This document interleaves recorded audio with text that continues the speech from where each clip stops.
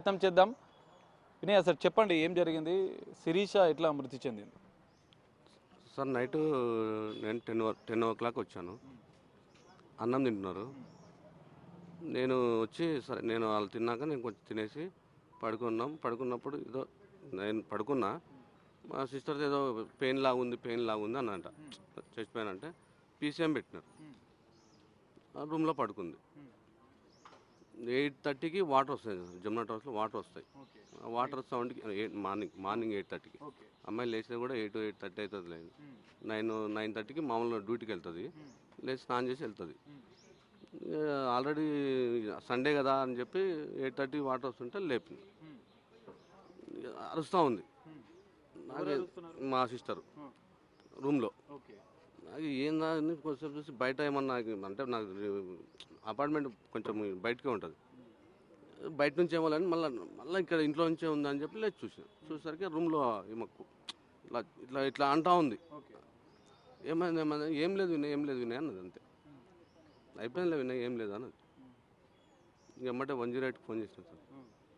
వచ్చింది, తీసుకెళ్ళినాం, హాస్పిటల్ పోయినాక కొన్ని గంటల్లో అయిపోయింది అన్నారు.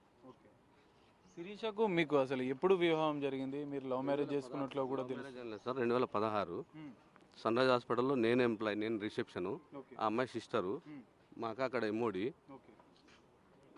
ఇట్లా స్టాఫ్ ఉన్నప్పుడు ఒక రోజు ఇట్లా కొంచెం అమ్మాయి బాగుంటుంది, ఆ తల్లిదండ్రులు ఎవరు లేరంటున్నారు వినయ్, మంచిగా ఉంటుంది, చేసుకోకుండా లైఫ్ ఉంటుంది, అమ్మాయి బాగుంటుంది కొన్ని కన్విన్స్ చేసి సరే మాట్లాడుకోసారి చూడు అని. సరే చూసినాక సరే అమ్మాయి బాగానే ఉంది, పర్లేదు, ఇంటికి కూడా తీసుకెళ్ళినాం. సరే ఇంకా అందరినీ సమక్షంలో ఇక్కడే మన చింతలగుంట ఎస్కేఎస్ ఫంక్షన్ హాల్లో మ్యారేజ్ చేసుకున్నాం సార్. 2016. అది సార్. మరి మ్యారేజ్ చేసుకున్న సందర్భంలో వాళ్ళ కుటుంబ సభ్యులు కానీ ఎందుకు సమాచారం ఇవ్వలేదు? ఈ 9 ఏళ్ళలో కూడా వాళ్ళతో మీరు కలవద్దని మాట్లాడొద్దని చెప్పి మీరు కొంచెం ఆమెను ఇబ్బంది పెడుతున్నట్లు కూడా తెలిసింది. వాళ్ళ సిస్టరు ఒకసారి బుక్ చేయండి సార్, ఇది చూడండి ట్రావెలింగ్ జమునా టవర్స్కి ఎన్నిసార్లు వచ్చి ఉంటుందో వాళ్ళ సిస్టర్ని చూడండి, వాళ్ళ బాబుని తీసుకొని చూడండి. నేను ఎట్లా సరే మీరు ఏదన్నా పెళ్లి జరిగేటప్పుడు వాళ్ళ కుటుంబ సభ్యులకి ఎందుకు సార్ వాళ్ళ అక్క రానండి కదా, ఎవరు రానున్నారా? వాళ్ళ అక్క వాళ్ళ మామ అందరికి ఎవరు లేరు, ఎవరు రారు. మ్యారేజ్ అయిన సెకండ్ డేనే నేను ఆ అమ్మాయిని తీసుకొని వాళ్ళ ఊరు వెళ్ళిన. ఈ స్వాతి అనే జంగారెడ్డి కూడా నేనే 2 కార్లు తీసుకొని వెళ్ళి మా అక్కని చూస్తా ఇది ఒక్కసారి అని చూస్తా అంటే చూపించాను. మరి అప్పుడు బాగానే ఉండేనా వాళ్ళ కుటుంబ సభ్యులతో శిరీష? ఆమె తెలుసు సార్ నాకు, వీళ్ళు ఎవరు అనేది అసలు నాకు ఈ రోజు నన్ను చూడడం కూడా వాళ్ళు ఫస్ట్ టైమే. నేను వాళ్ళని చూసి ఇప్పుడు ఎవరెవరు అనేది కూడా నాకు తెలియదు. ఒకవేళ నన్ను చూస్తే ఈ రోజు వాళ్ళు ఫస్ట్ టైం. మిమ్మల్ని అంటే పెళ్లి చేసుకోవడం వాళ్ళకి ఇష్టం లేదా, లేకపోతే ఎందుకు వాళ్ళు ఈ పెళ్లికి నిరాకరించారా? ఎందుకు మీతో రావడానికి వాళ్ళు ఎందుకు పెళ్లికి నిరాకరిస్తే ఈ 9 yearsలో ఏదో ఒక రోజు జరిగేది కదా సార్. మామూలుగా ఏదో ఒక రోజు ఏదో ఒక చిన్న పిఎస్లోనో ఇట్లా అని ఉండేది కదా.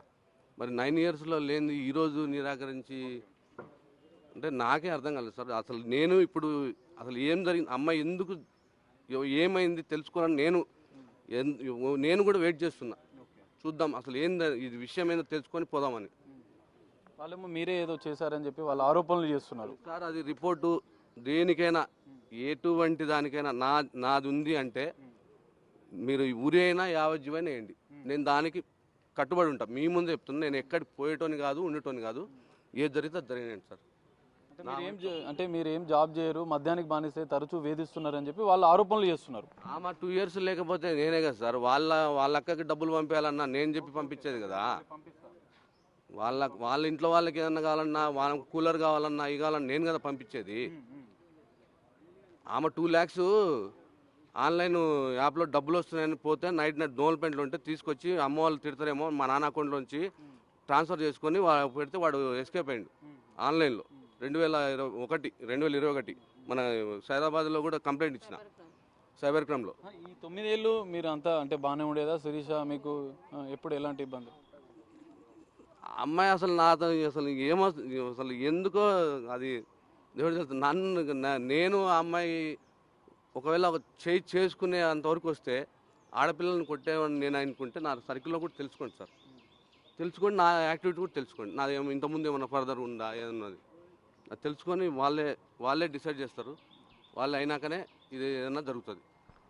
వినయ్ సిస్టర్ ఉన్నారు, ఒక్కసారి మనం మాట్లాడే ప్రయత్నం చేద్దాం. అమ్మ మీ ద్వారానే పరిచయం శిరీష వినయ్కి. సో అప్పుడు ఎట్లా ఉండే మరి శిరీష అప్పుడు స్టార్టింగ్? శిరీష మాతో మంచిగానే ఉండేదండి.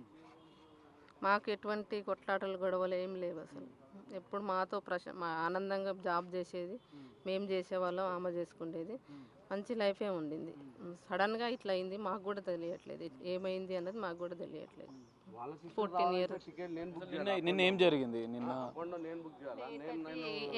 8 o'clock లేస్తారు రెగ్యులర్గా. 8 o'clock లేయలేదు. 8:20కి నేను లేచాను. లేచి చూస్తే వాటర్ వస్తుందని నేను బాత్రూంలోకి వెళ్ళేసి వచ్చి వాటర్ వస్తుంటే కూడా లేలేదు అంటే సండే అని పడుకుందని నేను బెడ్రూమ్లో దగ్గరికి వెళ్ళి పిలిస్తే పలకకపోతే ఊపిన.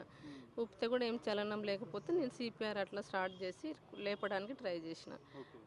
వినయ్ పలకట్లేదు, ఏమైంది ఈ పిల్లకు, ఫోన్ చేయి 108కి ఫోన్ చేయి, హాస్పిటల్కి తీసుకెళ్దామని తీసుకెళ్ళినాం అంతే. అంటే ఇంతకుముందు ఏమైనా గొడవలు జరిగేదా, లేదంటే ఆమెకి ఆరోగ్య సమస్యలు ఏమైనా ఉండేదా? ఎందుకంటే జనరల్గా మీకు చెప్తూ ఉంటారు కదా. ఆరోగ్య సమస్యలు అంటే థైరాయిడ్, అప్పుడప్పుడు ఛాతీలో పెయిన్ వచ్చేది, హార్ట్ బీట్ ఎక్కువ కొట్టుకుంటుంది అని చెప్పేది. అంతకు మించి వేరే ఏం లేదు ఎప్పుడు. దానివల్లే వాళ్ళేమో మీ తమ్ముడే చేశారని చెప్పి వాళ్ళ కుటుంబ సభ్యులు ఆరోపిస్తున్నారు. అమ్మాయిలము, మేము కూడా ఆడపిల్లలమే. మా బ్రదర్ అట్లాంటి వాడు కాదు. ఎంక్వైరీ చేసుకోమనండి, పోస్ట్ మార్టం రిపోర్ట్ కూడా రానివ్వండి, దాన్ని బట్టి మేము దేనికైనా రెడీ ఉన్నాం. శిక్ష వేస్తే మేము మా తప్పు ఉంటే మేము శిక్ష అనుభవిస్తాం, దానికి మేము రెడీ.